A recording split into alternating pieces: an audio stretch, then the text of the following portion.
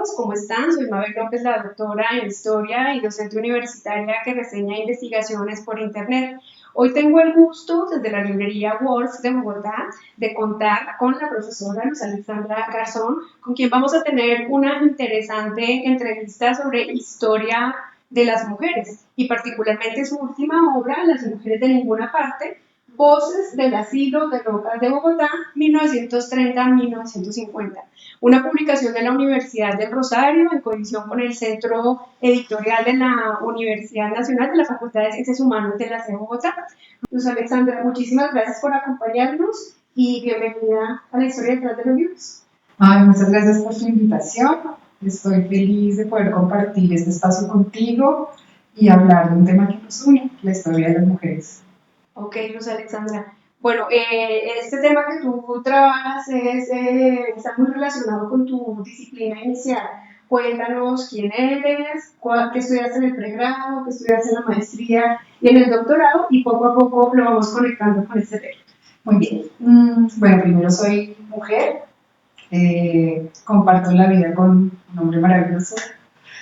Hace más ya de 25 años, de 27 años, tengo una hija de 26 años, o sea, soy madre también. Y tengo, digamos, desde ahí, a propósito de este lugar más personal, un vínculo importante, fuerte, muy de adentro con mi madre y mis ancestros. Y yo creo que por ahí iniciaría mi presentación. De otra parte, pues soy en este momento académica, investigadora de la Universidad Nacional de Colombia, y inicio mis estudios como trabajadora social en la Universidad Colegio Mayor de Cundinamarca, como con un interés muy ligado a los problemas sociales en su momento y a ese vínculo de los problemas sociales con el área o el campo de la familia.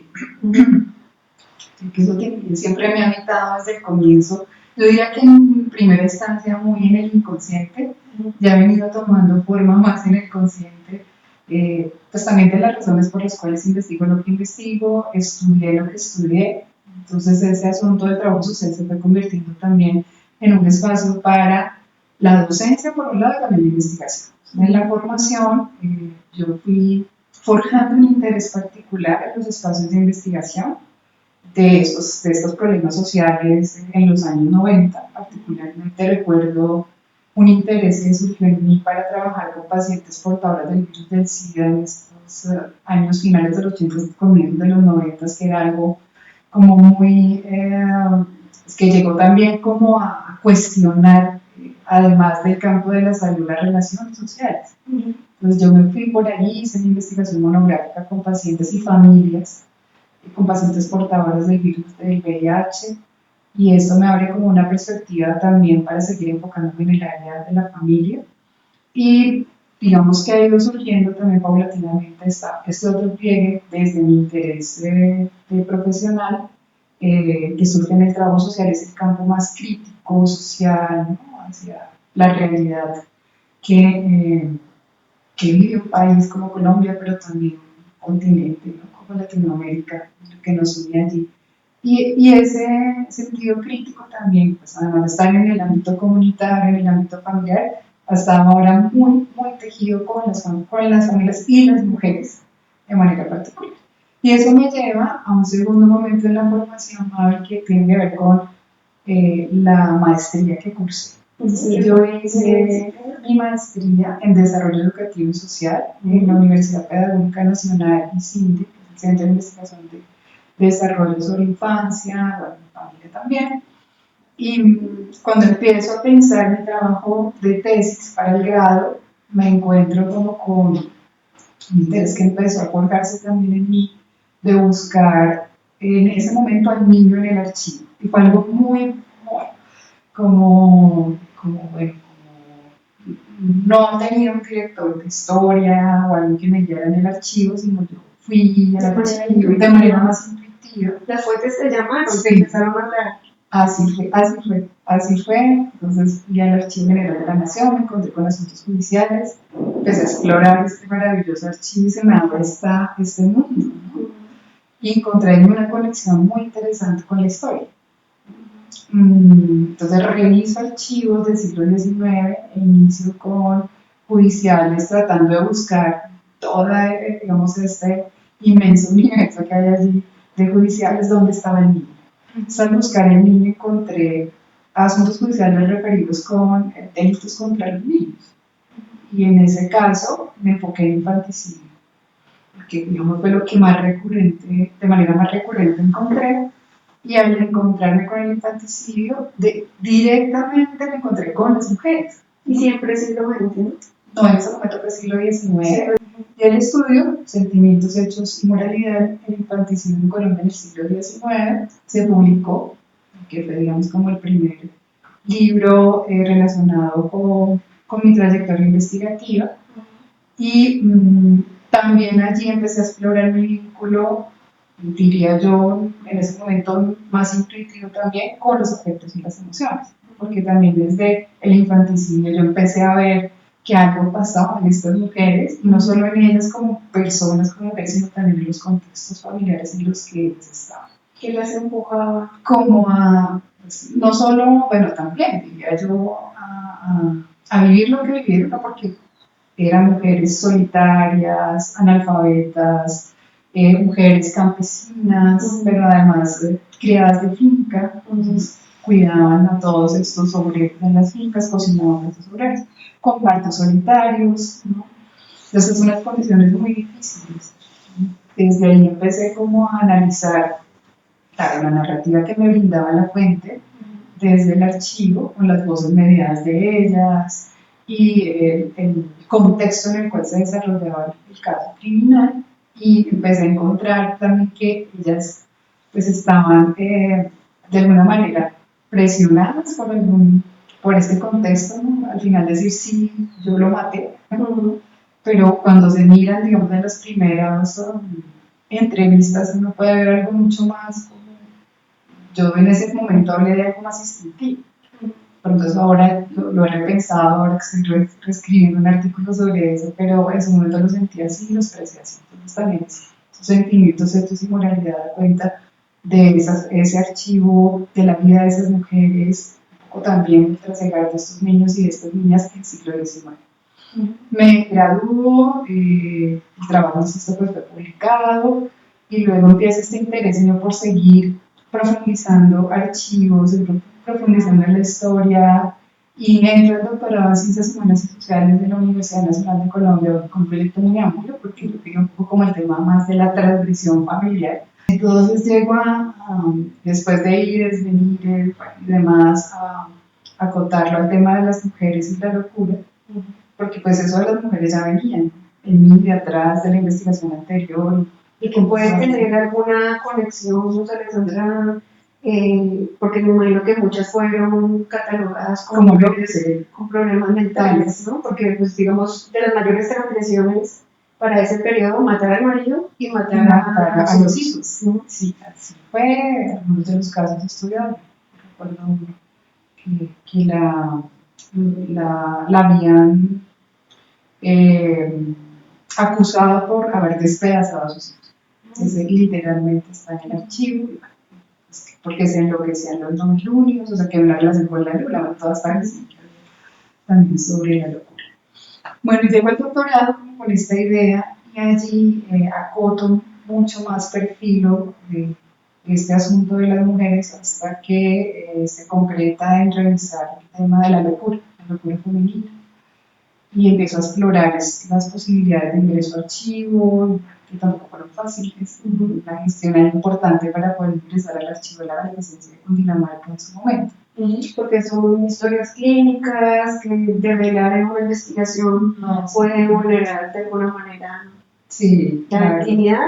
Sí, pero cuando ya ha pasado cierto tiempo, ya la ley permite, ¿no?, hacer esos abordajes. Y también con esa mirada empecé a buscar las historias clínicas, porque pues, podría haber revisado de los 70, inclusive algunas de los 80. Recuerdo haber visto algunas de los 70 o 60, pero pensando en esto, me fui por las primeras. ¿No? Y las primeras que encontré fueron de los años 30, 20 es 30, es final de los 20 y 30 del siglo XX. Yo quería insistir, seguía insistiendo en que fuera del siglo XIX porque ya había abordado parte del siglo XIX. Lo entendías y Entonces había como una configuración ya, pero el archivo me fue llevando hacia allá. Las fuentes fueron posibilitándome interpelarlas, encontrarme con ellas, pero ya comienza el siglo XX. Que es interesante porque ese periodo que tú eliges, que son los 30, los 50, también está atravesado por unas teorías médicas muy particulares, el desarrollo de la psiquiatría, bueno, técnicas de las que ya vamos a hablar más adelante, pero también esa teoría del atavismo, ¿no? De que el criminal nace, no se hace, que tiene algunas condiciones adicionales, un huesito de más, y en fin, todo eso se cruza un poco, sí, se cruza un poco.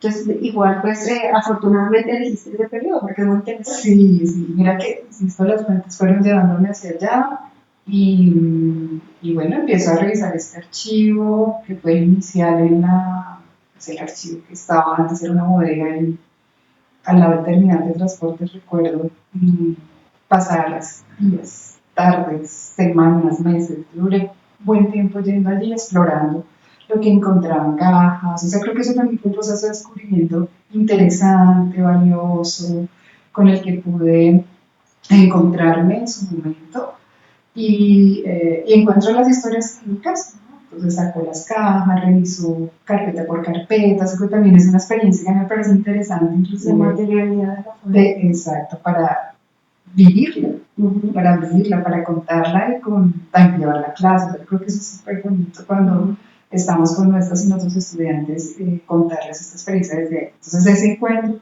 con la fuente y la materialidad que planteas tú fue muy importante porque también la fuente, como venimos hablando, me habló un poco como, a veces suena un poco loco, pero fácil, como bueno, que encuentro acá, pero que me va posibilitando lo que el médico dice acá, lo que la enfermera dice, lo que la hermana de caridad dice. Bueno, pues creo que por ahí ya fui viendo también cómo construir esta red de relaciones mucho más hacia desde los casos a lo que implicaba la construcción del discurso psiquiátrico, la relación que tenía este discurso con toda la degeneración de la raza en los 20, todas estas teorías degeneracionistas, como también tuvieron un eco importante cuando se habló de la locura femenina y del diagnóstico, de la forma de leer los síntomas, de encuadrarlas dentro del diagnóstico. Bueno, yo creo que esos elementos son fundamentales allí porque me permitieron hacer esas relaciones. Pero bueno, volviendo a la pregunta original y un poco como a los estudios de información y demás, pues termino con el doctorado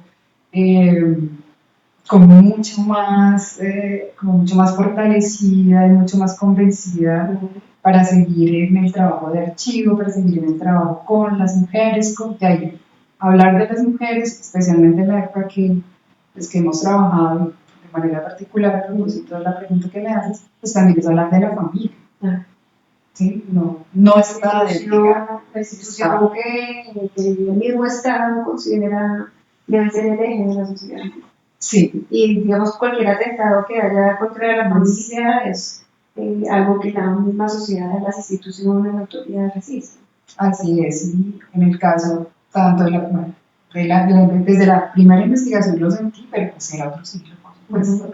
Pero ahora con comienzos del siglo XX, pues lo pude profundizar y pude ver realmente como esos trasegares, esos lugares, el lugar de la mujer, la familia, también un poco hay el niño, que no he profundizado en los niños y las niñas, pero ahí hay una red también, ¿no? Lo que implica ser madre, la crianza, que vuelve un poco también a través de lo que ha sido mi trayectoria de investigación en archivos, de investigación con perspectiva histórica. Y termino contándote de una experiencia reciente, que es el postdoctorado, que recién he finalizado. ¿Lo hiciste dónde? Lo hice en España, en la Universidad de Málaga. Y fue un espacio muy valioso para mí porque fue ir a otra academia, fue abrirme como, además, otra academia en otra área, porque yo llegué a la Facultad de Medicina, a empezar a trabajar con investigadoras de esa área, pero que tienen una conexión muy interdisciplinar. Yo creo que también este traslado me permite decirte que soy una trabajadora social interdisciplinar. Es decir, yo trabajo, tengo una mirada desde ese lente, tanto para la formación como para la investigación, para la formación de las y los estudiantes. Entonces, ya en investigación, encontrarme con las psiquiatras, las médicas, en general de las demás áreas fue muy interesante porque también hay una perspectiva feminista clara, hay un interés con la colega con la que pude tejer allí muy marcado también en que estas voces tengan un lugar. Ella también tiene un trabajo en Málaga relacionado con la locura femenina, con la sala 20 del manicomio de Málaga. Y pues tejimos desde ahí, pero además de eso, un poco cerraría esta primera respuesta diciéndote que hice también un tejido muy bello con IGIUMA, que es el Instituto de Género e Igualdad de la Universidad de Málaga. Entonces ya pertenezco a IGIUMA, trabajo también con las colegas de IGIUMA, que son de diferentes áreas, entonces no solo estamos desde la sociología, están de la historia, están de la antropología, están de la literatura, están de la medicina, de las artes en general. Entonces es un universo muy amplio que se abre no solo a España, sino también, digamos, al continente europeo y a nivel latinoamericano. Entonces creo que las perspectivas maravillosas y seguimos con investigación de este mismo interés, ¿no?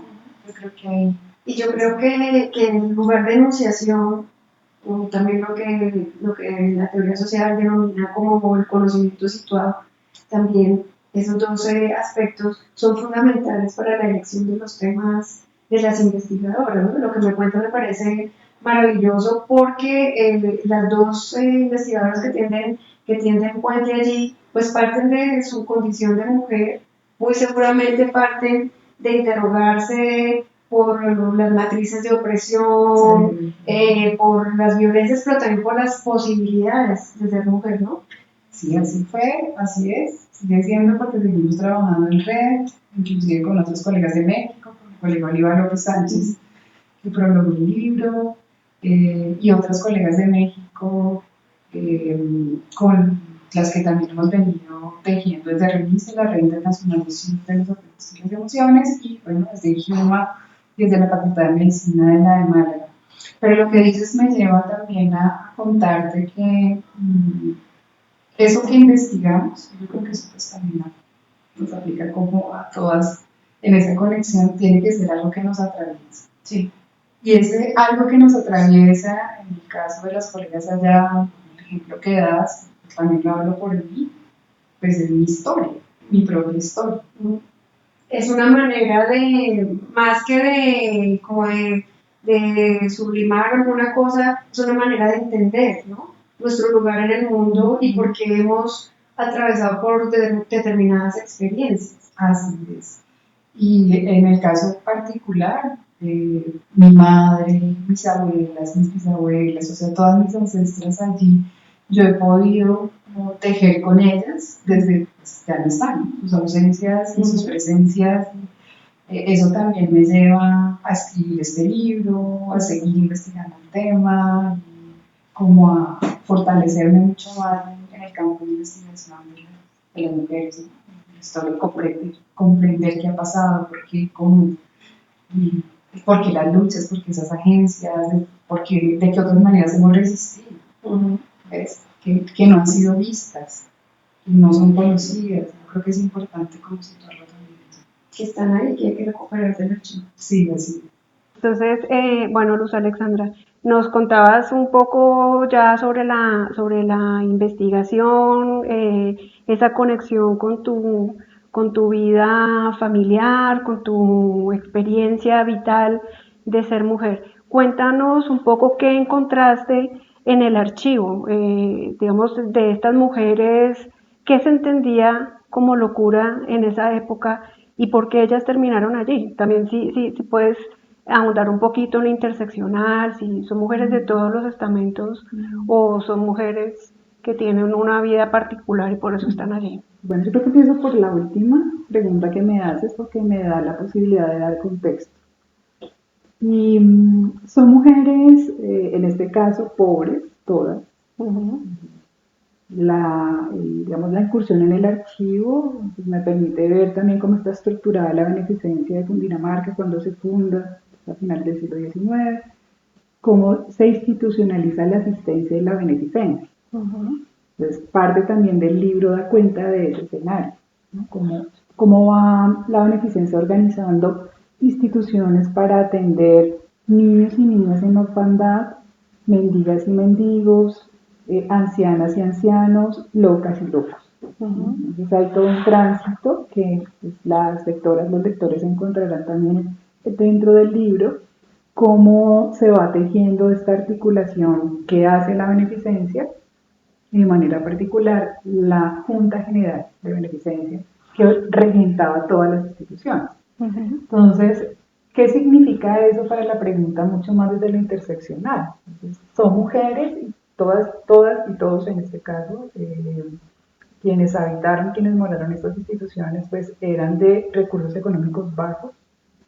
Y en el caso particular de las mujeres, entonces son mujeres pobres, son mujeres que han migrado también del campo a la ciudad, algunas para desempeñarse en oficios domésticos en casa, aquí en Bogotá, o viven aquí también con sus esposos y sus hijas y sus hijos. Entonces, esta característica digamos, de pobreza, en algunos casos también analfabetas, las ubica dentro de esta institucionalidad y, digamos, este contexto de país, ¿no? Primera mitad del 20, formas de atender, de cuidar, quiénes, cómo, en qué lugares, de dónde. Y estas mujeres del asilo eran mujeres que venían de todas partes del país, no solo de Cundinamarca, venían de todas partes del país, traídas por sus esposos, en algunos de los casos sus hermanos, en otros casos algunas por la policía, entonces mujeres recogidas en la calle, bueno, llevadas por la policía. Yo también, allí las lectoras, los lectores encontrarán en el libro como una manera de contar que la encontré en las fuentes, de rastrear cómo eran llevadas, ¿no? Pues algunas desde los pueblos que venían, Tolima, desde el Valle, en burro, digamos, en carretas, o sea, una cosa, digamos, muy precaria. Llegaban a veces cuando el asilo no estaba en disposición de todavía darles ingreso, entonces quedaban en las cárceles de los pueblos, de acá, digamos, encerradas mientras podían llevarlas al siguiente día al asilo. Entonces sí, eran mujeres que tenían estas condiciones de vida, ¿no? Y por eso, digamos, también la organización de la beneficencia, en este caso, tenía que ver con pensionadas de primera clase, segunda clase, de los que podían pagar, los que no podían pagar. O sea, había una organización alrededor de estas maneras, digamos, de entender cómo primero llevar a las mujeres, quién eran estas mujeres y también si tenían alguna manera de poder solventarse estar ahí, o sus familiares solventar estar ahí. Entonces yo creo que yo diría que en primer lugar esa es una característica importante para tener en cuenta a propósito de estas mujeres, de sus procedencias, de quienes las llevaban, ¿no? Yo creo que eso es clave después para hacer otro tipo de tejido relacional con discursos, con algunas prácticas particulares también de estas mujeres. También la pregunta que me haces me lleva como a pensar, además de quiénes eran y demás, ya también cómo llegan a la institución,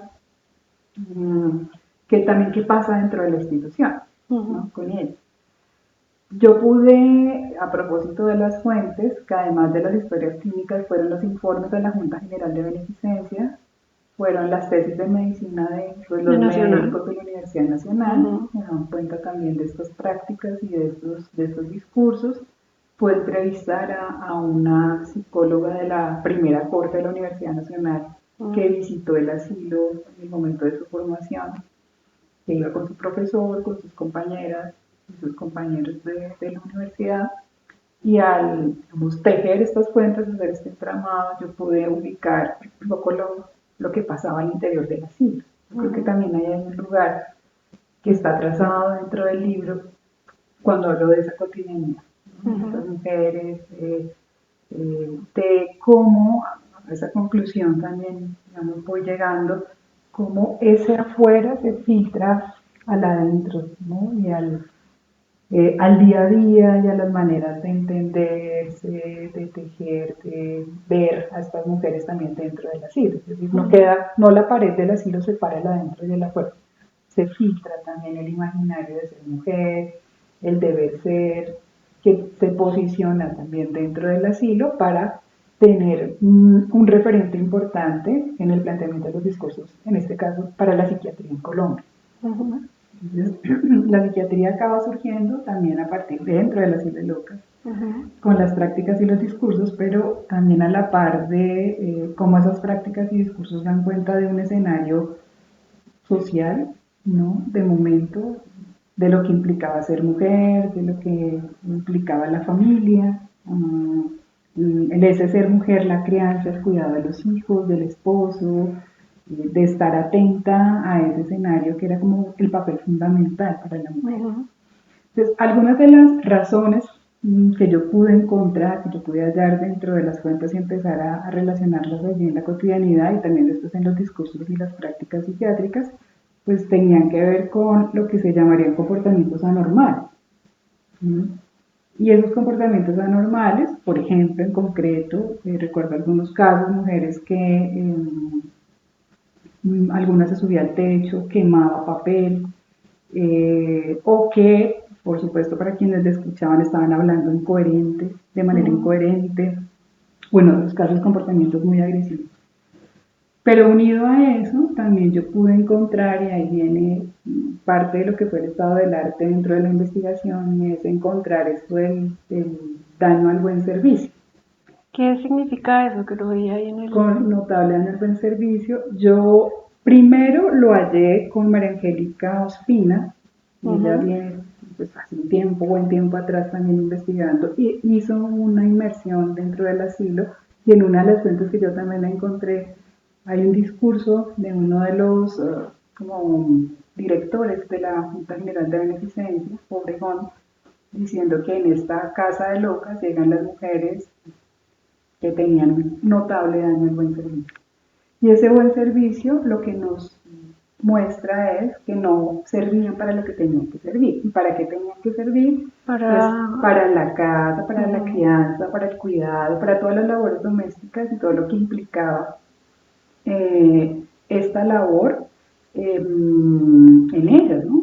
Disponerse. Y como madres o como cabeza de familia, como madres de un hogar o mujeres de un hogar o como empleadas domésticas. O como empleadas, que era la otra. Sin embargo, el daño al buen servicio estaba mucho más ligado al ser mujer, madre, esposa. O sea, no cumplir con ese rol.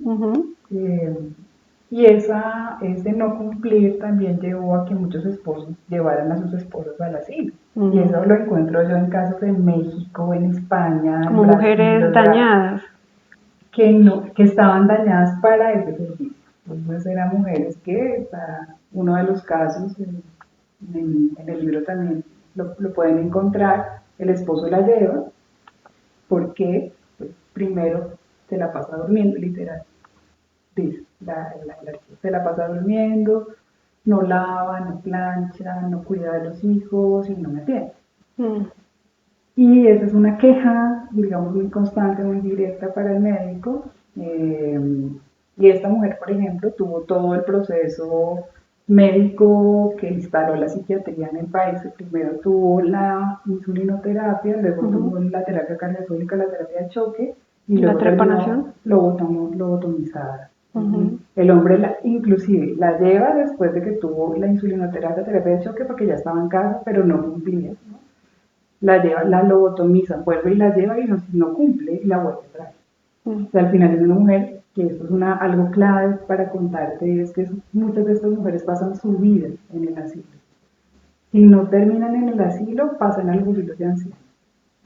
Es decir, son mujeres, muchas de ellas abandonadas por sus familiares, no todas, no podría decir que es general, pero sí muchas pasan allí su vida y terminan, además de haber sido diagnosticadas, porque de manera particular durante la temporalidad que yo trabajé, todas tenían diagnóstico de esquizofrenia. Era el diagnóstico por excelencia. porque decían incoherencias o porque Porque alucinaban, porque escuchaban pues voces voces dentro de la alucinación, porque o de pronto decían cosas inadecuadas que no que quería nos, escuchar ni el marido ni la sociedad. entonces era algo como, bueno, que encerrar, claro. Pero mira que yo encontré algo me parece muy bello, que es una paradoja que yo planteo dentro del libro, y es encerradas por no cumplir, pero algunas de ellas queriendo cumplir. ¿Por qué? Encontré una carta de una de estas mujeres, pues la carta paréntesis leída como síntoma, ¿no? Por supuesto, estas cartas nunca llegaron a sus destinatarios, pero cuando yo la leo me encuentro con una mujer que está anhelando ser mamá, o sea, cuidar a sus hijas, que su esposo la protegiera, que estuviera con ella. Entonces para mí ahí se planteó como esa paradoja compleja de estar encerrada por no cumplir, pero Queriendo cumplir. queriendo cumplir. Yo creo que eso es clave. Yo quiero hacer un inciso. Hay un libro que nosotros realizamos con 9 colegas que se enfoca en los espacios de encierro, desde el siglo XVII hasta el siglo XX. Y lo que yo veo allí es que cuando se mira con una perspectiva de género, cuando ya se configuran, digamos, las penas y la cárcel es un espacio para cumplir la pena, hay pues digamos como un sesgo de género que destina a los hombres a unas cosas y a las mujeres a otras. Y antes de que eso ocurriera también en el periodo colonial, las penas, los hombres pagaban pena de servicio a las armas, pena de galeras, de remar en las galeras del rey, o pena de construir, por ejemplo, las fortificaciones de Cartagena se construyeron en su mayoría con presos. En el siglo XIX, durante la colonización antioqueña, los caminos eran construidos y Codazzi de hecho llamaba la atención que necesitaba más presos para construir los caminos. Esto para los hombres apelando a su fuerza, ¿no? A la condición física, pero las mujeres siempre fueron encerradas, Luz Alexandra, siempre. Entonces, desde el periodo colonial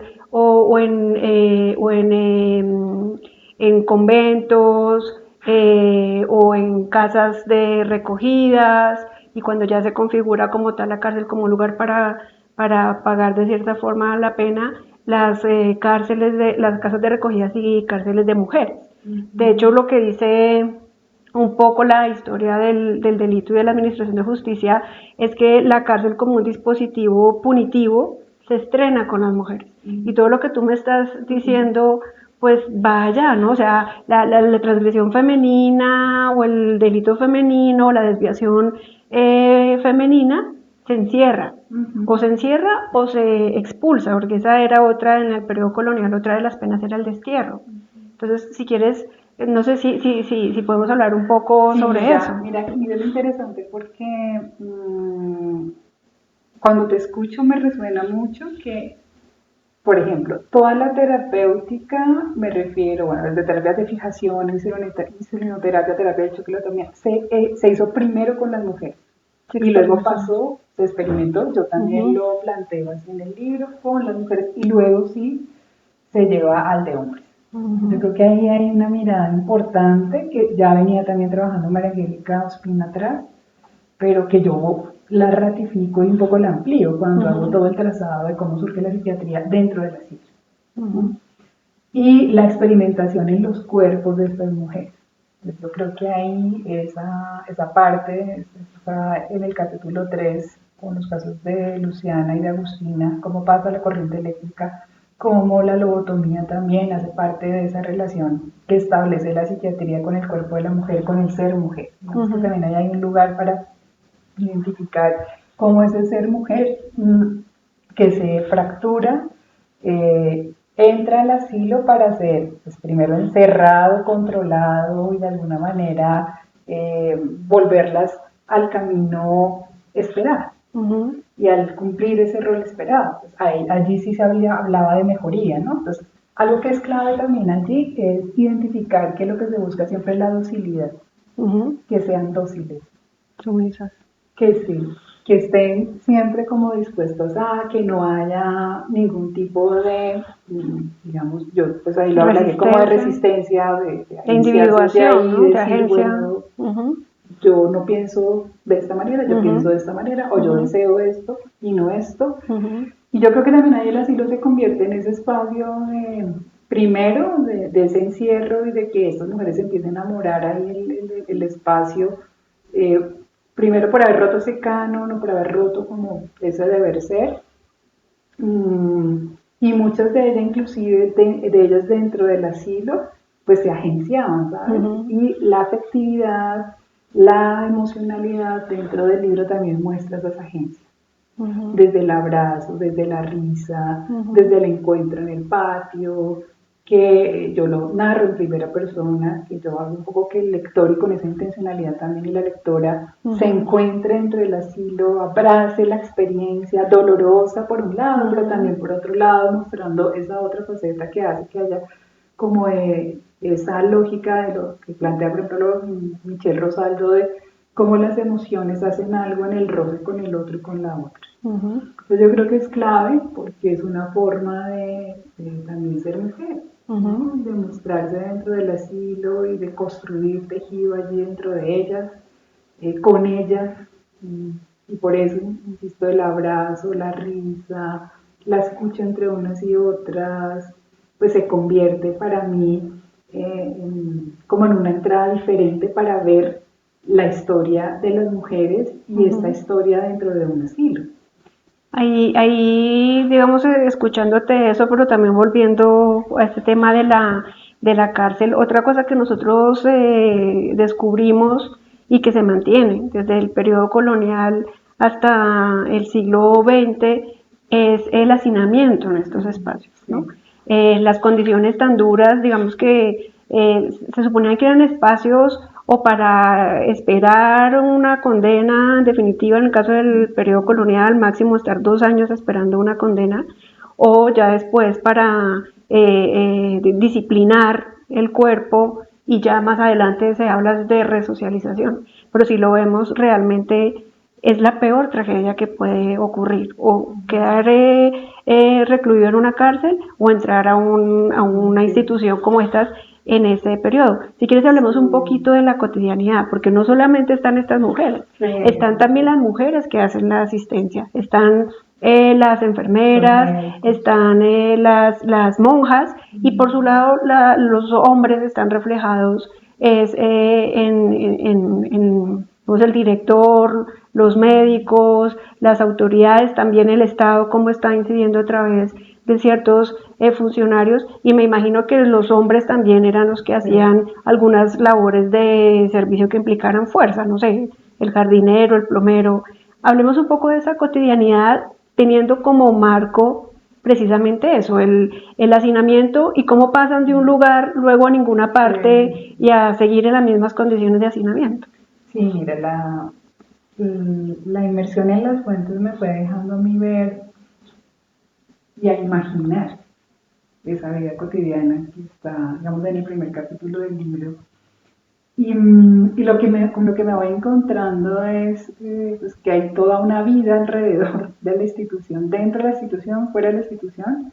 Primero, regentada por la Junta General de Beneficencia. Entonces, siempre la Junta General de Beneficencia estuvo presente todo el tiempo, porque la Junta era la que organizaba la infraestructura, los presupuestos, y de allí, de esos presupuestos y de esa infraestructura, pues emanaba la vida cotidiana.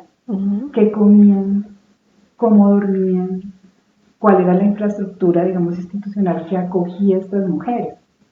En el caso, digamos, del asilo de locas de Bogotá, con un trazado interesante que parte de, antes de 1937, estaban en el local llamado el Acerrío, que queda en el barrio San Cristóbal.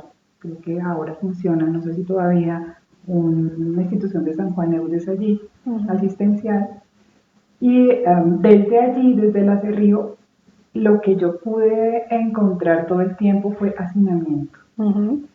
Como venían mujeres de todas partes del país, no había lugar para tantas. y no había tampoco tantas personas para atenderlas.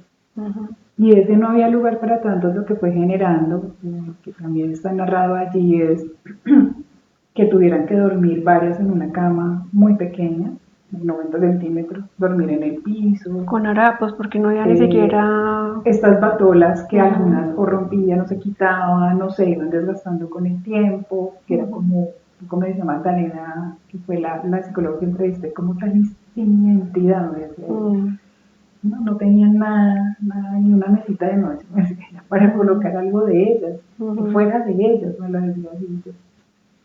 Yendo a la fuente encontraba todo el tiempo una preocupación que manifestaban los médicos directores del asilo. Entonces empezamos con Julio Manrique, en sus informes siempre diciéndole a la Junta: vivimos este hacinamiento, las mujeres están en malas condiciones, necesitamos más recursos. ¿Para qué? Para minar, entonces platos, pocillos, cubiertos, para la ropa, para ampliar el asilo o cambiar de institucionalidad de la infraestructura, construir un asilo para las mujeres. Además, si una ve y escucha a las colegas de México, en España, en Brasil, tengo un más claro referente de México y de España, pues había una organización manicomial diferente, ¿no? La Castañeda o en el de Málaga. ¿Más humanitaria? No, mucho más estructurada, diría yo, por ejemplo, lo ocupacional.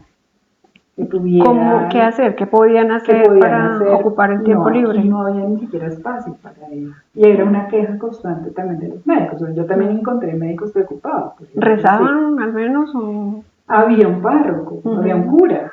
Entonces hay una parte del libro donde que imagina ese espacio. Pues había un cura, como también habían, estaban las hermanas de la caridad, las hermanas de la presentación. Ellas estaban muy dedicadas al cuidado. Recuerdo en algunos de los informes cómo ellas se preocupan por el aseo. Entonces, por mantener limpios los patios, porque muchas de ellas escriben el informe, el médico escribe el informe para la Junta, tomaban agua de los pozos de agua que quedaban en los patios cuando llovía, les daba gastroenteritis y muchas morían por eso. Sí, Había un alto porcentaje de mujeres que morían por eso, y había una preocupación constante también por el agua, ¿sí? Por la calidad del agua.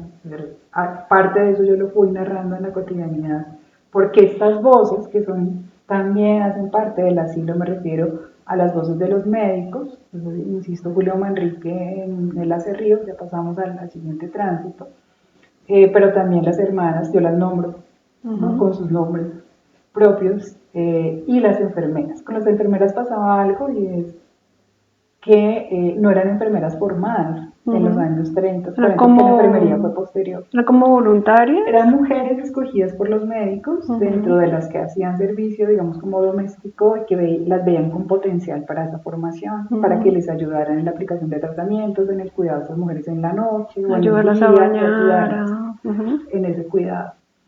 Entonces estaban ellas también, pero las que figuran con mayor voz son las hermanas de la caridad, dentro de los informes llevadas por los médicos, porque quienes, insisto, los hacían eran los médicos, y desde allí yo pude encontrar que se tejen, ¿no? Intereses, también tensiones entre ellos, ¿no? Recuerdo ahí ya después, en el tránsito que ya paso a contarte, de algunos médicos por la creación de los servicios, ¿no? De insulinoterapia, del servicio para atender después de la lobotomía, quién regentaba esos servicios. ¿Y cómo avanza la ciencia?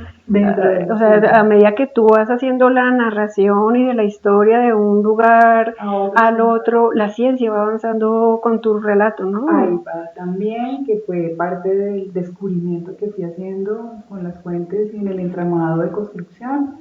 Y es que después de 1937, ellas pasan a ninguna parte. Que es el título, ¿no? Que es muy impactante, ¿no? Las mujeres de ninguna parte, ahora que hablabas tú de esa pérdida de la identidad, ¿no? Y recuerdo, varias cosas con ese nombre, de ninguna parte, cuando llegué al seminario de tesis, cuando estaba construyendo el trabajo con mi director, con Francisco y mis compañeros. y compañeros de cómo eso tiene que estar en alguna parte del trabajo, si lo vas a publicar, porque ninguna parte es muy llamativa. Pero, ¿qué era ninguna parte? Ninguna parte fue una quinta de un español que después se convirtió en el espacio que habitaron los hombres. Era Antes de el 1937. asilo de hombres, ¿no? hombre. De los locos. ¿Qué pasó con los hombres? A los hombres se les construyó un asilo o una institucionalidad en Cibaté. Ellos pasan a Cibaté, al manicomio en Cibaté, y las mujeres quedan acá en Bogotá en ninguna parte. O sea, el asilo de locas empieza a funcionar en la 12 con quinta, y de esa casa hablan muchos otros médicos en los informes. La casa de la 12 con quinta, cómo recuerdan esa casa. Y ya pasa a regentar, administrar este asilo el Mundo Rico. Este es otro de los, digamos, médicos importantes. Y hay un cambio de percepción de la institución, ¿no? La primera es muy humana, como muy... Pues en la primera lo que yo pude identificar es que había más, una tendencia mucho más al cuidado de esas mujeres. Sí, como una preocupación de él por la institución, pero también por la condición de las mujeres. De las mujeres. El mundo también lo tuvo. El tema es que en ese tránsito ya después de los 30, ya hacia los 40 y los 50, el asilo se cientificó. Y tiene que ser más eficiente. Desde esa perspectiva, entonces se compra el primer aparato para la terapia de choque, se trae todos, pues desde siempre, desde que empieza a instalarse el discurso psiquiátrico, este discurso y estas prácticas son traídas de Europa, de Francia. Entonces se trae, ¿quiénes? Pues los médicos, que son graduados de la Universidad Nacional, que empiezan a hacer como su práctica acá, algunos van a Europa, vuelven, dirigen el asilo, en el caso de estos médicos que te nombro, y traen toda esta concepción de lo que empieza a configurar la psiquiatría en el país. Entonces es una concepción organicista. Los diagnósticos entonces están vinculados directamente al orgánico, funcionamiento del sistema simpático, parasimpático, y cómo se vincula esto al comportamiento, digamos, de estas mujeres. Allí pues no hay una lectura de género, ¿no? Es más como cómo se va construyendo el discurso con las terapéuticas de punta, cuáles eran. Insulinoterapia, pero bueno, antes hubo las terapias de fijación, que era la aplicación de la trementina en el cuerpo de las mujeres, que era algo también súper invasivo. Como para hacerlas, adormecerlas. Por un lado, pero también que haya algún impacto, una reacción orgánica en ellas que poco vuelve al sentido de la normalidad. Todo el tiempo era buscando el sentido de la normalidad, y ahí el concepto que es problemático, pero que de alguna manera siempre se buscó una normalidad construida, ¿no? O sea, ¿qué es lo que se espera de la mujer? ¿Qué es lo que se espera de alguien que está loco? Y es llevarlas como a una pequeña muerte y un nuevo comienzo, ¿no? En el caso de la insulinoterapia después pasa, ¿no? Causarles un coma, casi. Un coma diabético, un coma insulínico, diabético insulínico, con la aplicación, digamos, de esta terapia, luego volver, bueno, como que en este choque haya algún tipo de reacción orgánica que está ligada explícitamente a lo que los médicos de ahí concebían como esta terapia organicista, insisto, en el sistema simpático y parasimpático, y se diera mejoría. Ya cuando entra la electricidad, entonces pues empieza, eso fue después de los 30, entonces en los 40 se empieza a ingresar ya este primer aparato que se compra, ya en los 50 hay una organización dentro del asilo donde, digamos, el médico que administra también ha organizado de manera administrativa y de manera, digamos, delegando quién dirige el departamento o el espacio para la insulinoterapia, quién para la lobotomía, porque la lobotomía viene después en los años 50 con Mario Camacho Pinto, y pues es el que ingresa al asilo, de la primera lobotomía, de la última lobotomía también en el asilo, porque ya después de los 60 pues deja de ser. Lo que es clave aquí es cómo va ingresando toda esta discursividad que se plantea, no solo como discurso, sino como práctica, y toma forma en los cuerpos de estas mujeres. Pues por los cuerpos de estas mujeres se experimentó, por los cuerpos de estas mujeres pasó la corriente eléctrica, hubo lobotomías, ¿no? Y al revisar las historias clínicas y las descripciones, pues en muchos casos no hubo mejoría. Sí, eso es algo muy cruel de una de las partes que leí en el libro, que el médico decía, se le hizo tal procedimiento, no funcionó, No. intentamos con este otro, tampoco se experimenta mejoría, pero vamos a probar con este siguiente. Es como un ir y venir en esa experimentación. Mm. Y allí, dentro de esa experimentación, un transversal está el cuerpo de estas mujeres. Y pues, por supuesto, sus propias vidas, porque no son solo los cuerpos, también son quiénes son ellas. Y llegar como hasta allí su parte de trazar dentro del libro y de la investigación del lugar de la psiquiatría en el país, también las voces de estos médicos, estas tensiones también entre ellos mismos, por quién dirige, por qué, porque también se ve ese interés de poner a ciertos colegas. Me acuerdo de una discusión entre Edmundo Rico y Marco Castro Reque, también psiquiatras egresados también de la universidad, y era como, Nacional era como, bueno, usted no puede estar ahí porque pues yo no considero que usted tenga la formación. Bueno, y hay una tensión que yo la pude tratar en otra fuente que no te había dicho, que son las actas de los médicos del asilo, donde se discute el día a día. ¿No? Entonces, volviendo al tema del hacinamiento, que es como el parte de la pregunta que me hacías, la expectativa del cambio de la hacia arriba en ninguna parte era salir del hacinamiento, tener un espacio más amplio, para tener una mejor atención. No funcionó porque terminaron llegando muchas más. No funcionó porque todo el tiempo lo que los informes y digamos en las fuentes yo voy viendo es que el hacinamiento empeoró, porque el número de mujeres fue creciendo. ¿No? Y que eso también explica como esa un poco deshumanización de ese segundo director, porque ya se enfrenta a una cosa macro y tienen que tomar decisiones administrativas que también casi que lo que decías tú, no les permite una individuación, sino son números, ¿no? Desde siempre no hubo esa individuación. Yo pues, no sé si llamarlo deshumanización, yo creo que es como parte del contexto de lo que significó que esas terapias ingresaran, se aplicaran. Yo pienso, lo sigo pensando en la medicina hoy todavía es experimentación. Y en su momento pues lo fue. Ni esa corriente eléctrica, esa forma de lobotomizar y demás, pues hizo parte, insisto, de el tratamiento de punta en el momento, era lo que había que hacer, ¿ves? Entonces yo creo que ahí lo que pasa es que con el mundo rico yo veo un tránsito más hacia una organización científica, ¿ves? Y esa organización científica pues no dejó de lado que las hermanas de la presentación siguieran ahí o que hubiera ya enfermeras formadas para poder atender, eso está presente también allí. Y hubo siempre un interés porque el asilo fuera científico. Para él sí era muy claro que el asilo fuera científico y entonces también narra un poco en la parte de la cotidianidad estas, digamos, visitas que se dan de psiquiatras norteamericanos, las misiones que vinieron a revisar un poco cómo estaba organizado el asilo, con la atención, estamos bien evaluados en medio de todo lo que yo pude tratar que fue el hacinamiento. Como algo que uno se pudiera preguntar, o una se pudiera preguntar sobre ese informe, pero el informe pues fue positivo, sobre cómo se fue organizando el asilo de tal forma que tenía científicamente los modos para poder atender a estas mujeres.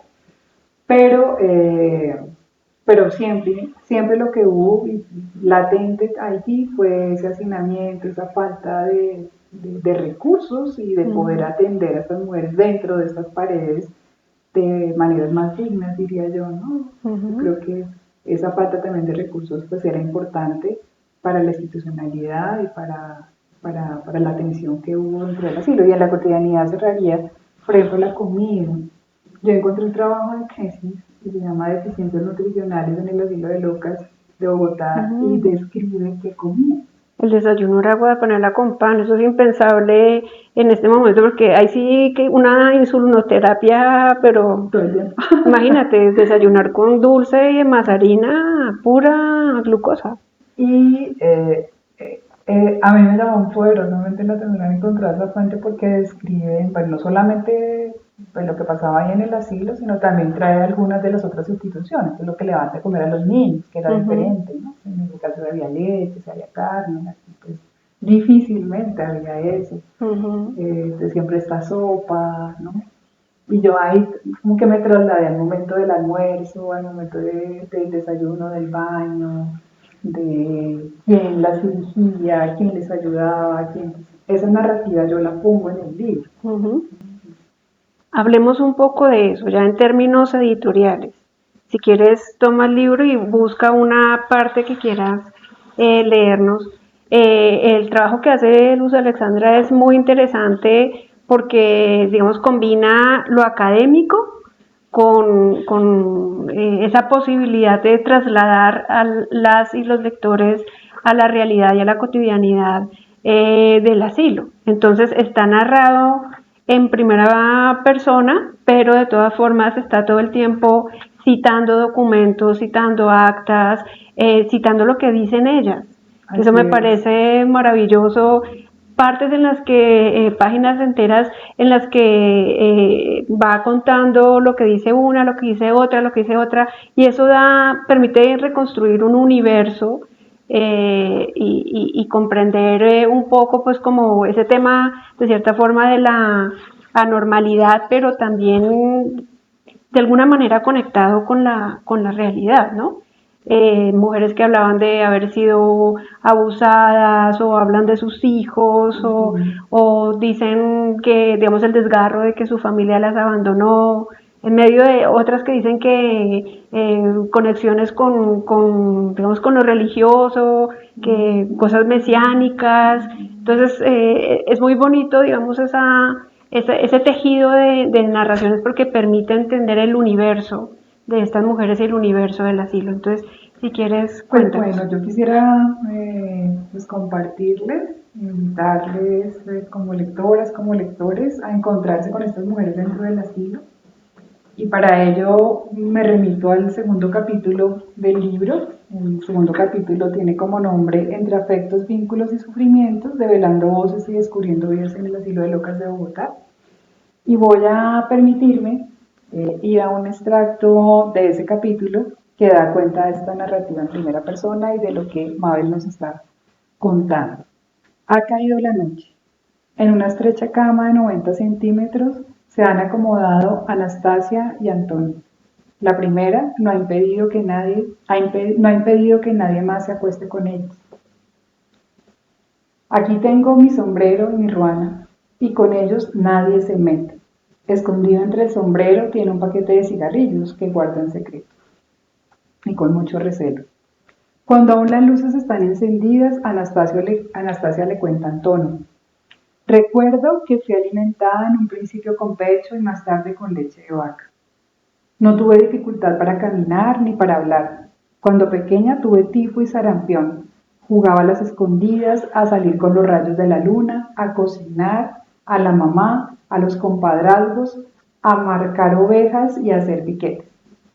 Se detiene por un momento cuando una de las mujeres trata de acomodarse en el piso al lado de la cama con un trozo de cobija. Cuando lo logra, Anastasia continúa su relato en voz baja. Fui a la escuela a los 6 años. Allí tuve buenas relaciones con mis compañeros y mis profesores. Solamente me preocupaban los apodos en la escuela. Me decían Atanasia Girardot, ríe, jajaja, en voz baja. Me decían así por mi nombre, Anastasia. Lo que más me gustaba de la escuela era lo de Cristóbal Colón, lo de Bolívar y de Ricaurte. De San Mateo, quien se metía para quemarse. Me gustaba que todos fueran héroes. Aprendí rápido, pues no era desmemoriado. Mientras Anastasia cuenta su historia, a su alrededor ya se han acomodado un gran número de mujeres. Algunas gritan, otras lloran, otras más duermen. Anastasia prosigue. Las relaciones con mis padres y hermanos fueron bastante buenas. Era obediente y no me castigaban sino cuando era necesario. Me gustaba jugar con los perros y las gallinas. Amarraba a los perros y los echaba a rodar por la falda. Tenía pocos juguetes. Me mandaban a llevar agua y a cargar leña. En ese momento, Antonia interviene sin esperar a que Anastasia termine. Mis padres son Luis Felipe Molina y Elisa Sánchez. La hermana Elena le enseñó a bordar a mi mamá, quitándose los pantalones y le enseñó a bordar unas rosas de nieve, margaritones, pensiles con sus hojas. Las luces se apagan. Y la mujer que se encuentra en el piso al lado de la cama lanza un grito fuerte que silencia a Anastasia y a Antonio. La enfermera se acerca y la reconforta. Es una mujer que está durmiendo en el suelo frío. Es sábado en la mañana. En el patio Santa Teresita el sol resbala por las cabezas y las deterioradas batas de las mujeres. Caminando por el asilo se observa una mujer sonriente en la mitad del patio. El asilo se impregna de la risa de esta mujer, como una gran fisura en el espacio de confinamiento. Recrea una emotividad diferente que convive con rostros ausentes, cuerpos rígidos, miradas inexpresivas y tristes. La risa es una apertura hacia otra experiencia, una fuga de su interioridad insondable. Hermoso. ¿Cómo construir un relato de esta naturaleza ya pensando en el ejercicio de las fuentes? ¿De dónde salen estas digamos, declaraciones de Anastasia, la atmósfera que tú planteas que se hacen a su alrededor? ¿Cómo construir y cómo llenar los silencios del archivo, que es lo que tú haces, que es precioso? Digamos, los historiadores somos muy puristas, que hay que ser positivista, digamos, en cierto sentido, ceñirse a lo que dice la fuente, pero es absolutamente permitido, creo que Natalie Simon Davis lo dice, es necesario llenar esos vacíos del archivo. ¿Cómo lo haces tú? Bueno, mira que eso fue algo muy interesante. Creo que te voy a contar como tres cosas aquí. La primera tiene que ver con la confluencia de fuentes que me invitaron a la construcción de este texto. Lo que figura aquí no me lo inventé, es decir, que esta mujer haya tenido estas experiencias de infancia, yo me lo encontré en el archivo, me lo encontré especialmente en una historia clínica, claro, narrado, puesto allí por un médico, porque lo único que encontré fue esta carta de esta mujer escrita por él, pero este médico me llamó mucho la atención porque lo escribió a mano, con todo detalle. Que ella fue alimentada con leche de vaca, con el pecho materno, con leche de vaca, los juegos, el colegio, y me trasladó a una infancia feliz. Me trasladó como a una cierta familiaridad con el campo. Y cuando empecé a sentir eso, dije, esto debe tener un tejido también dentro de la cotidianidad del asilo y de la afectividad dentro del asilo. ¿Y eso qué significa? Digamos que hay un lugar para la investigadora, para quienes hacemos investigación histórica y de archivo, que es intelectual. Y es cómo tú te posicionas con algo que es tan plano como lo que la fuente te dice. Y desde allí, pues por un lado, no le estás mintiendo a la gente porque no te estás inventando la historia, pero por otro lado estás llenando también esos otros vacíos. Entonces, esa historia de esta mujer es llevada a una conversación que pues se pudo haber dado o no, yo pues no la escuché directamente. Pero cuando pensaba en lo que la fuente me daba sobre la vida de Agustina, o de Anastasia, o de Micaela, o de Luciana, o de cualquiera de ellas, me atravesaba también cómo eso entró al asilo y cómo también lo constituyó e hizo parte de una narrativa dentro de él, ese afuera adentro, ¿no? O sea, todavía ahí, como también de ese adentro afuera. Y en ese ejercicio intelectual me empecé a preguntar de qué manera, o sea, cuál es mi posición también como investigadora de la historia, de las mujeres, de la familia, en este caso de la locura femenina, poner esta discursividad. Y yo creo que ese fue un momento mágico, ¿sabes?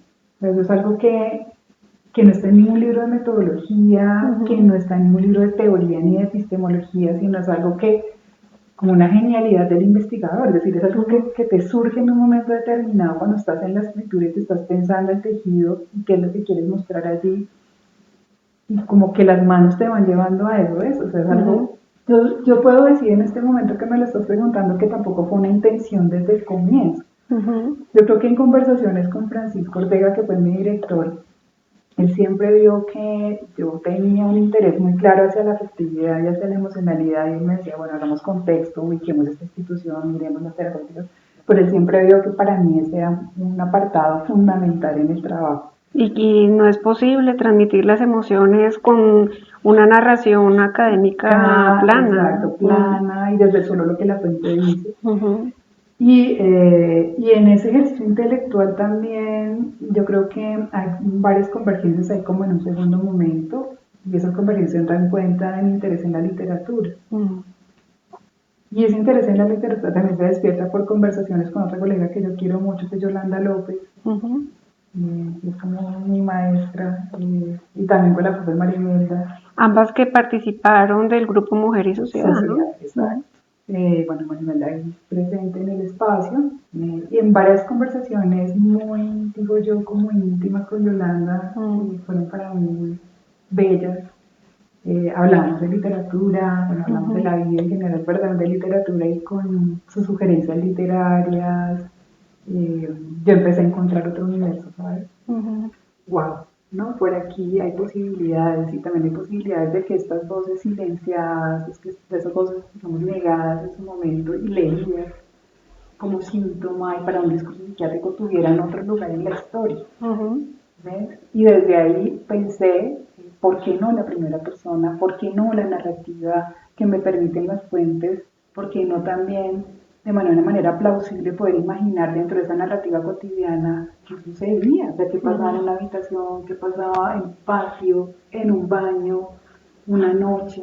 Por ejemplo, te cuento, lo de la noche fue algo que me surgió porque leí un informe que hizo Julio Manrique a la Junta, diciéndole a la Junta las condiciones de estas mujeres para la noche, para dormir, son muy duras. No tenían ni con qué taparse. Yo quisiera, decía él en el informe, que vinieran a ustedes de la Junta, los que la visitaran de noche, que vinieran a mirarla. Y de noche, ¿no? Y de noche, no de día, cuando todo puede estar como, digamos, armado para su visita, no, sino vengan y miren, de primerísima mano, porque duermen en unas condiciones precarias. Bueno, había toda una descripción muy interesante de esto, hay que ponerlo, ¿ya? Porque dentro de esa cotidianidad está la afectividad, pero también está el sufrimiento. Y ese sufrimiento también hace un tejido importante entre ellas, con los médicos, bueno, con quienes las cuidaban, y por eso esta narrativa pues surge en mí desde ese proceso. Pero ya en un tercer momento te cuento que eso tampoco fue tan fácil. Eso te iba a preguntar, porque afortunadamente hiciste tu doctorado en ciencias sociales. Si lo hubieras hecho en historia hubiera sido muy complicado defender en una sustentación, llenar esos vacíos de la historia, aunque cada vez, digamos, desde la microhistoria y bueno, otras perspectivas, se está defendiendo cada vez más esa posibilidad de ficcionar algunas cosas para poder transmitir. Y esto es algo que yo te agradezco mucho, no solamente como mujer, como historiadora de las mujeres, sino también como editora, que tú hayas pensado en el público. Yo te lo decía, y tú eres muy modesta con tu trabajo, te decía, has escrito un bestseller, porque realmente es lograr conjugar lo académico con lo literario pensando en el gran público. Tal vez tú hayas dicho, bueno, es mi tesis doctoral y la voy a publicar, pero créeme que este libro va a tener un impacto grande en la sociedad y también para que las mismas mujeres puedan entender desde qué lugares son juzgadas cotidianamente, porque todavía nos tildan de locas en los distintos espacios, ¿no? Histéricas y bueno, etcétera. Pero mira que sí fue problemático en su momento, porque cuando yo llego al seminario de tesis con este capítulo escrito en primera persona fue como todos historiadores, un sacrilegio. Una abogada, estaba Liliana que era abogada, había otros de filosofía, pero la mayor parte del grupo de historiadores, bueno, y Francisco por supuesto, bueno, que él tiene un vínculo también interdisciplinar interesante. Sí, él viene de otras disciplinas que entonces, bueno, eso da otra apertura. Yo les mando el capítulo porque la dinámica era mandas el trabajo una semana antes, te leemos y tienes el espacio para la retroalimentación del grupo y por supuesto de quien me está dirigiendo el trabajo, en este caso era pues Francisco, y fue un shock, o sea, fue como, y tú, o sea, era como entre un hit, porque me lo decían literalmente, era como, ¿se te ocurrió a ti esto en primera persona? Pero era como entre descolocados, esa es la palabra, como muy descolocados. Y pensando un director en la sustentación, ¿no? ¿Cómo te blinda para una sustentación? No, pero Francisco fue muy generoso, fue bello, él me acompañó todo el tiempo, me escuchó, estuvo súper atento como también a abrazar los intereses míos, o sea, no es como cómo se te ocurre, qué locura. Cortarle las alas al no, investigador. para nada, o sea, fue maravilloso, fue un director maravilloso que me acogió muchísimo y respetó mis ideas, pero que además también es muy buen editor, ¿no? También está pensando en eso. Se las fundamentó también, o sea, era como, ven y le damos a esto también fondo, ¿no? Era como, por ahí va, creo que ese acompañamiento es ideal también cuando uno siendo ya uno doctor y dirigiendo tesis, pues me parece que es clave, no dejar al estudiante como, mira a ver qué hace y aparezca con algo, si no a mí me parece que lo apruebo y si no, mira a ver, como una visión, digo yo, muy europea además. No, a ver, pues que hay que acompañar. Pero en el caso de escribir en primera persona, para mí fue como, pues sí, disruptivo, mucho más que no soy historiadora de base. Pero haber escogido primero una maestría interdisciplinar, un doctorado interdisciplinar, me dio la posibilidad de crear. Y esa creación que yo creo que es a lo que vamos, no creo, no, es lo que vamos cuando hacemos un doctorado. Bueno, ¿por qué lado es que tú vas a innovar, vas a crear? Me dio la posibilidad metodológica de decirle a las historiadoras, los historiadores, y no solo a ellos, sino a quienes nos interesa el archivo con los temas particulares, porque pues alguien puede decir, pues es trabajadora social, pero ¿cómo así? Pero, ¿no? Y luego en educación, digamos que somos las del borde, con Celia, con Oliva, con Rocío, con Ana, bueno, las colegas con las que trabajo, somos las del borde porque nosotras no estamos como muy disciplinarmente en lo que estudiamos de base, sino que nos movemos, o sea, y ese movernos yo creo que es algo urgente, ¿sí? No es algo que porque quisimos, porque nos pareció, sino la contemporaneidad, el país, el mundo, la región, nos está mostrando que el vínculo interdisciplinar es el que es para la producción de conocimiento y para los procesos de intervención, es decir, en el caso del trabajo social que va unir investigación con intervención, pues es vital que eso esté también posesionado desde un cruce categorial. Entonces, trabajar las emociones y los afectos, el cuerpo, trabajar prácticas y discursos psiquiátricos, historia institucional, permite además de llenar un vacío historiográfico que en su momento estaba, ¿no? Que no había escrito sobre esto, sobre este tema, dar ese lugar, esa voz a las mujeres, insisto, silenciada, negada, puesta como síntoma, leída desde esa perspectiva psiquiátrica y lo que el discurso fue siendo a otros lugares, a otros momentos, a otras experiencias. A veces también quiere ser mujer y mujer que no quiere ser mamá, mujer que no quiere ser esposa, mujer que no quiere cuidar hijos cuando se le está imponiendo a la sociedad. Entonces, como que yo vi esto acá, lo vi en la literatura también. Y ese vínculo tan precioso, tan afortunado me permite hacer también esta recreación en primera persona, esta recreación para que las mujeres también pues salgan de ese anonimato, ¿sabes? Porque ahí están.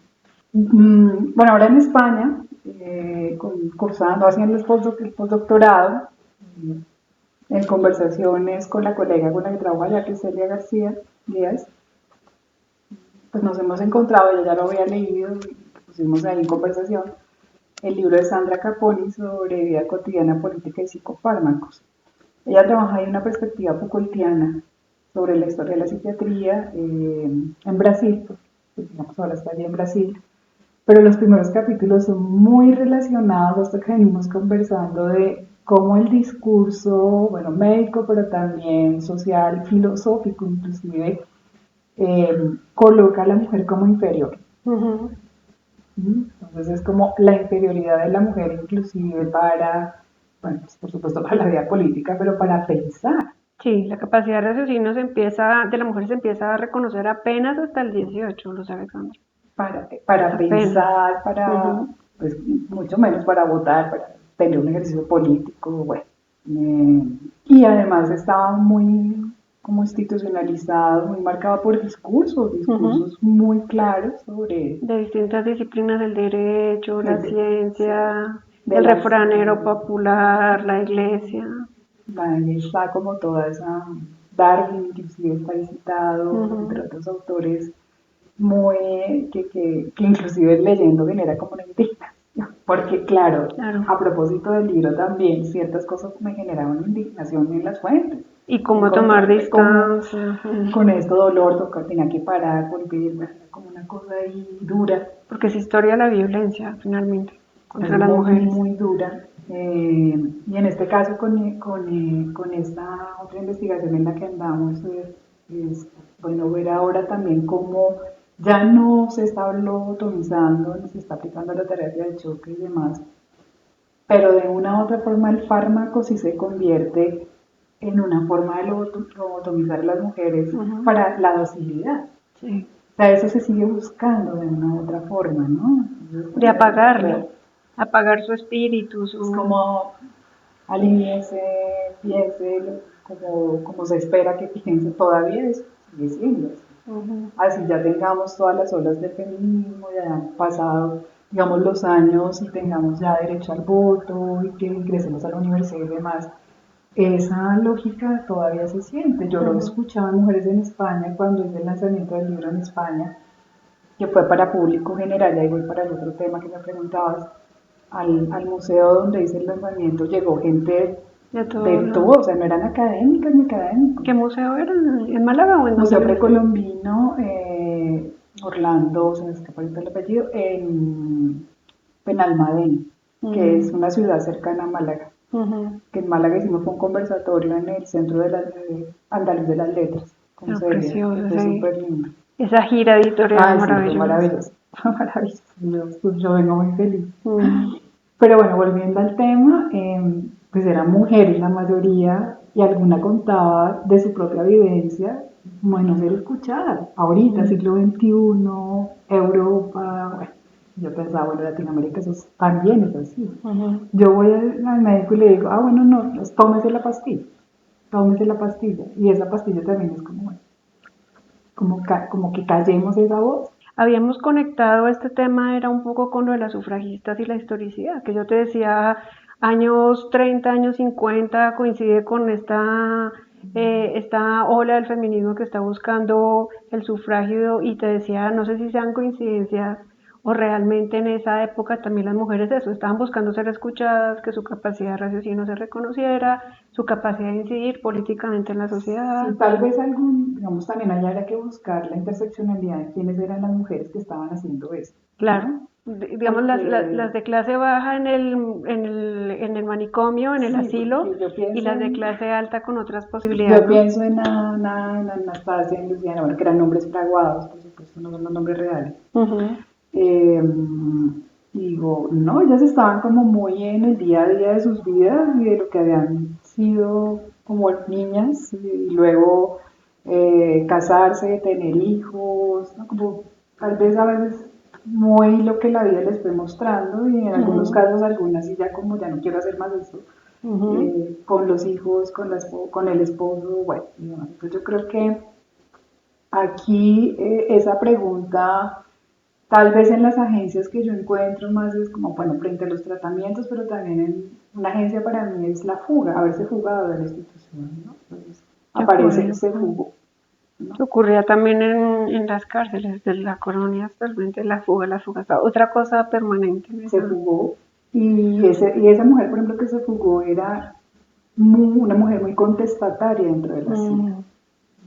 Ella no quería, bueno, pero no quería estar ahí, algunas llegan y como que pues, se van como quedando en el espacio y van creando, recreando estas afectividades, otras permanecen mucho más aisladas de ese espacio, pero todo el tiempo como yo no quiero estar aquí. Porque de cierta forma sería que estaba consciente de que Tal había sido vez, medicalizada una cosa sí, que en no algunos tenía, ¿no? casos tal vez sí. Pensaba yo, o sea, cuando me voy de nuevo a esta historia y ahora con lo que estamos incursionando en los panos así, muchas veces eso no se necesitaba. Claro.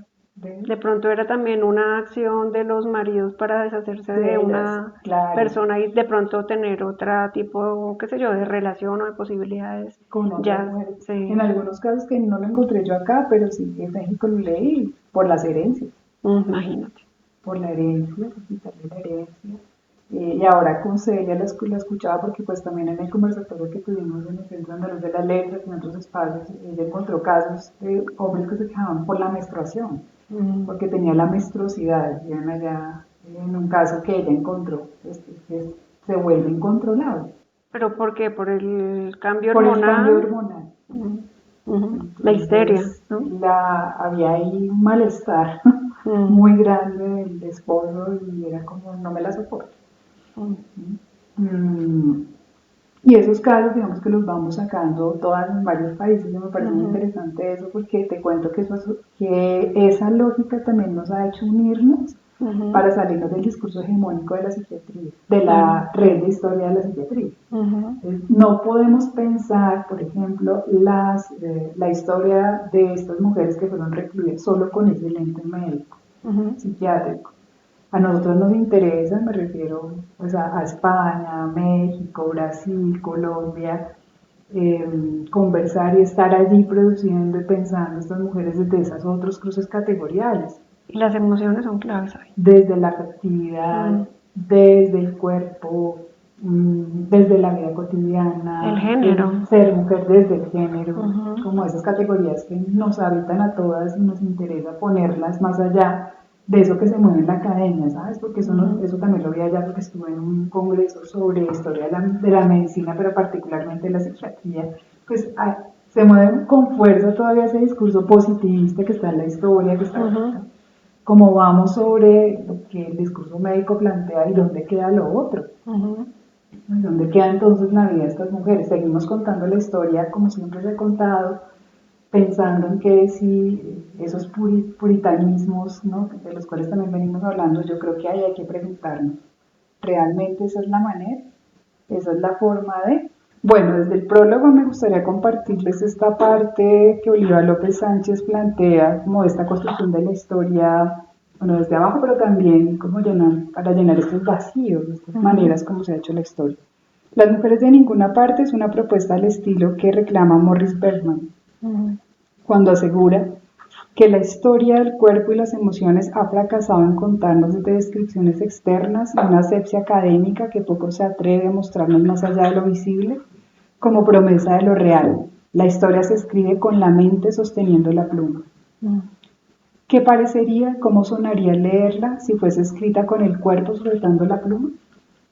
Tal y como sospecha Bergman, se logra una historia muy diferente como la que ahora podemos leer. Y yo creo que acá, con estas palabras y bueno, con lo que hemos venido conversando, damos cuenta de esa otra manera de hacer la historia y yo creo que interpelamos también a las historiadoras y historiadores de las maneras de hacer historia, de acercarse al archivo, de construir y de pensar también que la lectura sea para un público amplio. ¿Sí? Yo creo que fue algo que me preguntaste atrás y no lo abordé, pero yo sí pensé cuando escribí la tesis, desde que la escribí, que fuera leída no solo por académicos y académicas, sino que fuera leído por mujeres, por hombres en general, de público, de alguien que le interesara ver el libro y decir, venga, y que lo atrapara la escritura y que dijera, bueno, esto como que me está interpelando también, me estoy encontrando. Y eso también se lo manifestó a Francisco en su momento, y bueno, la construcción se fue dando desde ahí, pero yo sí tuve esa intencionalidad desde el comienzo, como de irlo direccionando para un público más abierto a la academia. Y bueno, yo creo que ahí. Bueno, antes de que hagamos un cierre con una invitación a leer el libro, Luz Alexandra, hablemos de lo editorial. ¿Por qué eliges la Universidad del Rosario? ¿Cómo se hace esa coedición con el Centro Editorial de la Facultad de Ciencias Humanas de la Universidad Nacional C de Bogotá? ¿Y qué sentido tiene, digamos, porque es también una apuesta interesante que hace la Universidad del Rosario y que hace la Nacional de una obra que es para el gran público, publicarla en dos sellos académicos, en dos sellos universitarios? Hablemos un poquito de eso. Bueno, para el proceso editorial te cuento que, pues primero como que ya me llegó el sentir muy grande de estar aquí a publicarla. Me escribían de diferentes partes y yo como, bueno, sentarme a organizar. Finalmente ¿La tesis la terminas en qué año? Yo terminé en el 2019, antes de pandemia. Fue como a comienzos del 2019, mientras hizo todo el proceso de lectura, de pares y demás. Yo me gradué en diciembre de 2019. Y después ya vino pandemia y bueno. ¿Y te dedicaste en la pandemia a convertirlo a libro? No, yo creo que eso es, pues, por lo menos desde mi perspectiva, un consejo para quien termina un doctorado, que eso es toda una decisión de vida. Yo tuve que descansar un rato de esto, o sea, fue como desconectarme y decir voy a hacer otras cosas, y esas otras cosas pues, tienen que ver con mis estudiantes, como con el ejercicio de estar en la universidad, bueno, como que por ahí me fui. Y el trabajo quedó stand-by, pero la tesis, desde que la escribí pensando como en libro. Digamos, que eso es fundamental, un súper consejo eso, que después sí, ese proceso es como de... que marco teórico, marco metodológico. No, mi tesis no dice marco teórico, marco metodológico. Uno tiene ya casi la estructura capitular construida. Y eso me llevó, entonces pues fue como, ya pasados, que varios, ya como desde el 2000, que hoy está desde el 2026, 25. como el 2025, pero desde el 2024 ya sentarme, ya organizar y volver a decir, bueno, cuál es el orden de los capítulos, pensar el título, porque el trabajo de tesis se llamaba Cuando la locura moraba en ninguna parte, y el asilo de locas de Bogotá y sus voces. Que no está mal editorialmente. 1930, 1950. Pero estoy repensando título y demás, dijimos, bueno, las mujeres. Claro. Y también fue pues sugerencia de quienes me acompañaron en el proceso editorial, Ginette del Centro Editorial de la Facultad. Es una excelente editora. Camilo, creo que es el del Rosario, nunca se me queda el nombre. Bien, Juan Camilo, como bueno, pensando Juan Felipe Córdoba, que también ha hecho una curaduría editorial en historia que es envidiable, es el mejor sello editorial en historia que hay en este momento en el país. Sí, yo conversé con él, conversé con Ginette y fue como tomando forma el proyecto editorial, ¿no? ¿Por qué las dos universidades? Pues inicialmente yo soy de la Universidad Nacional, es decir, yo hago parte de la comunidad académica, o sea, ya también hay una cosa entrañable con la universidad pública, hice mi doctorado allí, entonces tengo unos vínculos fuertes. Entonces el libro, de una u otra forma, yo siempre lo pensé que sea la Universidad Nacional que haga parte de esta edición. Y luego surge la Universidad del Rosario también en conversaciones, como en diálogos editoriales, ¿no? Y a mí me parecía que se moviera en el mundo de lo público y en el mundo de lo privado, hablando de instituciones y universidades, pues daría también como la posibilidad de que tuviera una mayor difusión o, bueno, generar como lo que ha venido dando. Entonces yo creo que fue muy afortunado este encuentro con la Universidad del Rosario. Y en la construcción editorial, pues yo también destaco en la Facultad de Ciencias Humanas, el Centro Editorial de la Facultad, que es excelente, en cabeza de Ginette Ardila, del equipo que acompañó, Cristina, Juan Camilo, bueno, y demás, para pensarse la edición del libro, ¿no? Que además es muy comercial, valga la pena decirlo, una pasta mate, una imagen que vamos a hablar ahorita de las imágenes muy bellamente construida, un equipo detrás de la obra, porque hubo un artista incluso haciendo toda la parte gráfica. Bueno, en un unboxing que ya hicimos, les mostramos en el canal, los invitamos a ir al unboxing que hicimos para el Día Internacional de la Mujer, en el que mostramos detalladamente la parte gráfica del libro. Pues es una edición impecable, ¿no? Sí, entonces te cuento un poquito sobre ese proceso. Las imágenes, porque cuando yo hice el unboxing decía que eran fotografías encontradas en el archivo, y bueno, es precisamente llenar esos vacíos del archivo. ¿Qué pasó con las imágenes? Bueno, yo me encuentro, estas son parte de las imágenes que están en el libro. Y en los separadores, ¿no? Que unos separadores preciosos. Están en los separadores que, bueno, quien tenga el interés de tener el libro se va a encontrar con los dos separadores al comienzo. El otro lo dejé en la casa.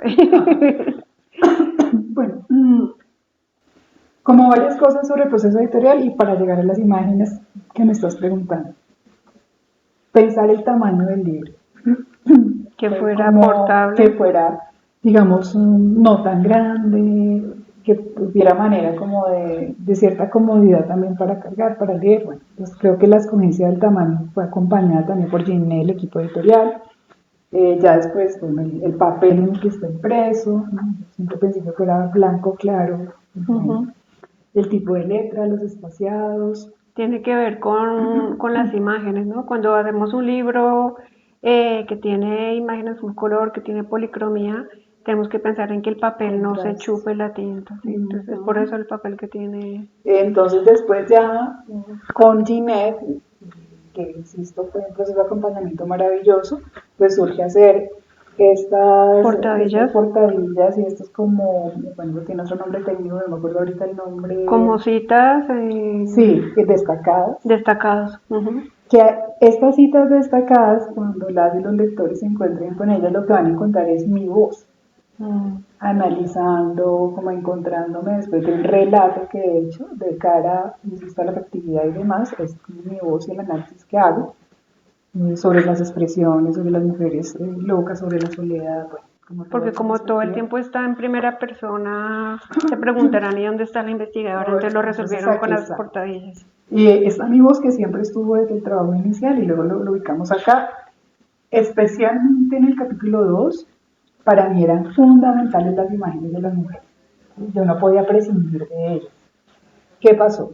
Una de las fuentes con las que yo me encontré, que fue una fuente afortunada, fue la de fotolibro Jaula de Diane Whitley.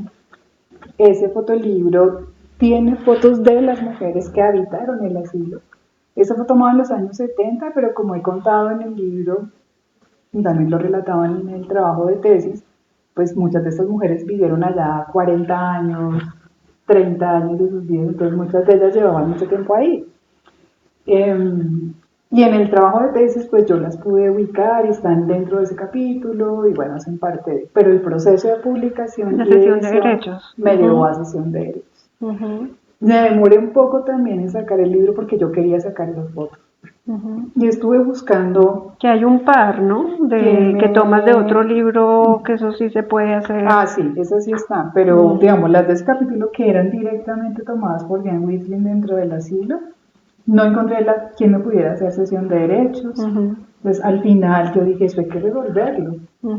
Y bueno, primero también pensé en un artista. Y yo la convoqué, la ubiqué, que es una estudiante, que es Silvana Casalla, estudiante de Artes de la Universidad Nacional, y ella se conectó con el libro y de alguna manera empezó a recrear desde su inspiración, desde lo que ella es como artista, lo que después se convirtieron en estas portadillas. Estas imágenes sí hacen parte, digamos, de la inspiración que ella inicialmente me dio. Sin embargo, después, en conversación con una estudiante niña de la maestría, que es Erika Sepúlveda, y su compañero que es fotógrafo, también por la exposición que ella hizo de un trabajo maravilloso que les recomiendo sobre conyugalidad a comienzos del siglo XX, se llama Silencio y Cuerpo. ¿Y está dónde está en el repositorio de tesis de la universidad. Ay, puede buscar, qué bello. Y bueno, yo le he insistido por a ver si lo pasamos al libro porque es un trabajo maravilloso que hicimos con ella. Cuando hace su exposición final de sustentación, trae unas imágenes que me generaron a mí un impacto importante. Algunas eran fotografías de su familia, de sus abuelas, de sus demás, pero otras eran recreadas con inteligencia artificial. Y yo le indagué y ella me dijo, sí, profe, hice esto. Lo hicimos con mi compañero y se me ocurrió a mí, yo le dije, bueno, ¿por qué no hacer unas para este libro?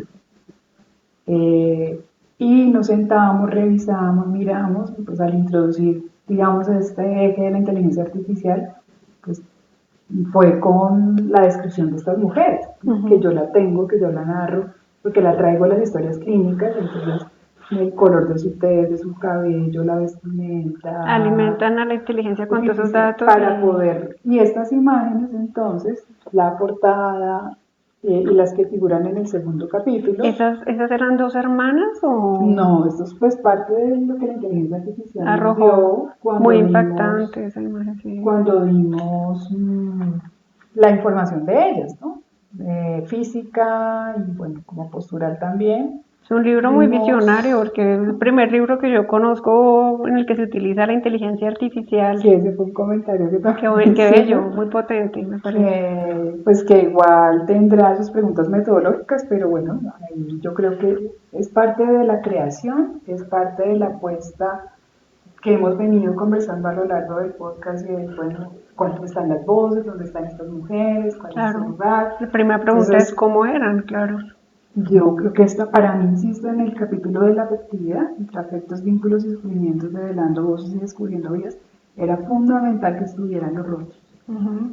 La corporalidad, los rostros, como la expresividad de ellas, que de alguna manera estaban en el libro de Whitley, en el fotolibro, pero bueno, pues no podía tampoco quedar ahí. Yo creo que, mira que eso también fue parte de un consejo editorial de Juan de Rosario, de Juan Felipe Córdoba. Es como, pues, es que el libro no se puede esperar hasta que podamos sacar las imágenes, esto hay que resolver. Y me pareció maravilloso, o sea, porque también es como un impulso, ¿no? A buscar otras opciones. Las demás imágenes que ustedes van a encontrar en el libro, pues, me refiero, por ejemplo, a imágenes de documentos. Documentos, este que está en el libro Historia de la Psiquiatría de Rosselli. Y las historias clínicas. Este de las historias clínicas que está en el capítulo de los tratamientos son originales. Estas son originales de la investigación. De la investigación directa. Las fotografías de los médicos, de Manrique, de Rico, y bueno, es como allá en las fuentes se encuentran todo el tema presupuestal. En los anexos, ¿no? Este tema es como institucional. La ley que genera la Junta, está como acá la Junta General de Beneficencia. Otras cosas que me parecen destacables de la edición, por ejemplo, este tipo de portadilla, ¿no? Es un poco tomar la imagen del artista de Silvana Casallas, un poco como hacer esta especie de otra forma de ver la imagen. Yo creo que eso es clave, destacarlo. Están las portadillas en sí mismas, ¿no? Están también a color, y este tema del papel del contraste, ¿no? Es muy agradable de leer por la materialidad, pero también por la narrativa. Entonces, pues Luz Alexandra, no sé si quieras comentarnos alguna cosa que se nos haya olvidado mencionar antes de que cerremos con una invitación a leer la obra. Bueno, no, pues yo creo que hemos hablado como de varios pliegues interesantes, de temas que nos unen, en los que nos encontramos. Y bueno, soy consciente que para muchas y muchas resultará novedoso, interesante, para otros no sé, pero yo creo que este es un momento importante también para como correr frontera de conocimiento. En este caso es de la historia, y en este caso un tema que a mí me interpela como mujer, pero también como trabajadora social, porque ahí está también mi vínculo como trabajadora social, con las mujeres, con la familia, también como un campo de conocimiento interdisciplinar donde el trabajo social está presente. Pues por eso yo creo que ahí abrazo ese asunto disciplinar vinculado a lo interdisciplinar, y con la emergencia de las categorías que hemos venido también nombrando acá de alguna forma, especialmente el tema de las emociones y de los afectos desde una construcción mucho más sociocultural, sin desconocer también el vínculo con lo biológico y con lo orgánico. Yo creo que eso es clave, porque por ahí hay una línea de investigación muy interesante. Eso, Luz Alexandra, nada, muchísimas gracias por habernos dado este tiempo. Para mí es un privilegio maravilloso haberte tenido aquí en el espacio, una oportunidad muy grande porque este canal lo ven sobre todo estudiantes de los departamentos de historia, no solamente de Colombia, de Iberoamérica. En España nos sigue mucha gente, así que muy seguramente va a tener bastantes vistas allí. Una gran oportunidad para que quienes están incursionando en historia de las mujeres con perspectiva de género, pero también en historia de las emociones y en historia de este periodo, de los años 30 a los años 50, puedan pues conocer a Luz Alexandra, su trabajo, y aproximarse a otro tipo de fuentes y a otro tipo de perspectivas que es urgente incorporar en la investigación social. Entonces, Luz Alexandra, muchas gracias, de verdad. No, a ti, Mabel, muchísimas gracias, y pues yo invito a las y los lectores a encontrarse con las mujeres de ninguna parte, a encontrarse con sus vidas, con sus afectos y con sus sufrimientos, y encontrarse con otra forma de ver la historia, de contar la historia y de darles este lugar a estas mujeres, ese lugar que no han tenido, el cual les ha sido borrado. Entonces, las y los invito. Muchísimas gracias, Luz Alessandra. Los esperamos en 8 días con otra investigación historiográfica. Por favor, si este video les gustó, si esta conversación les gustó, háganoslo saber con sus interacciones. Por favor, suscríbanse al canal los que no lo hayan hecho y sobre todo recomiéndenle esta conversación, este videoblog a sus estudiantes, a sus amigos y ayúdenos a llevar la historia y los libros más allá de las estanterías. Muchas gracias. Hola, ¿cómo están? Yo soy Claudia Amador, soy una de las libreras de Librería Woolf. Somos una librería especializada en autoras, en promover autoras, y estamos inspiradas en el legado de Virginia Woolf. Virginia Woolf fue una autora británica que defendió que la razón por la que quizá en su época y aún no existían tantas mujeres escritoras como hombres es porque no tenían una habitación propia.